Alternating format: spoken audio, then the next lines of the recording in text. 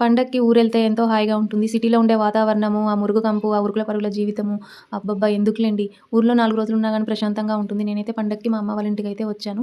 నేను రాగానే మా నాన్నయితే చికెన్ తీసుకొచ్చాడు. ఎప్పుడు వండే చికెన్ కర్రీయే ఎందుకులే అని మా వాళ్ళకి దమ్ బిర్యానీ చేసి పెడదామని అయితే అనుకుంటున్నాను. బిర్యానీ ఎలా చేయాలి ఏంటనేది ఊర్లోనైతే అన్ని స్పైసెస్ అయితే దొరకలేదు. ఇంట్లో ఏమేమి ఉన్నాయో అవి మాత్రమే కలిపాను.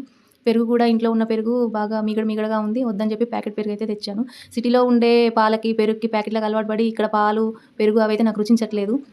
అయితే అదే పెరుగైతే కలిపాను. ఆనియన్స్ అయితే ఫ్రై చేసుకున్నాను. ఇప్పుడైతే బిర్యానీ ప్రాసెస్ అయితే నాకు వచ్చిన స్టైల్‌లోనైతే నేను చేస్తున్నాను.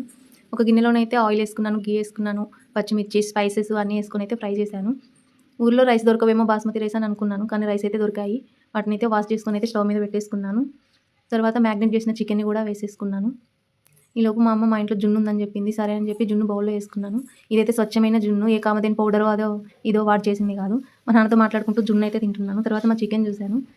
దగ్గరికైతే అయింది. దాని మీద కొత్తిమీర, ఫ్రైడ్ ఆనియన్స్ అయితే ఏసాను. రైస్ అయితే 90% ఉడికిన తర్వాత చికెన్ మీద స్ప్రెడ్ చేస్తున్నాను. తర్వాత దాని మీద ఫ్రైడ్ ఆనియన్స్, తర్వాత కొత్తిమీర, ఘీలో పసుపయితే కలిపి దాన్ని కూడా స్ప్రెడ్ చేశాను. బిర్యానీ అయితే చాలా బాగా వచ్చింది.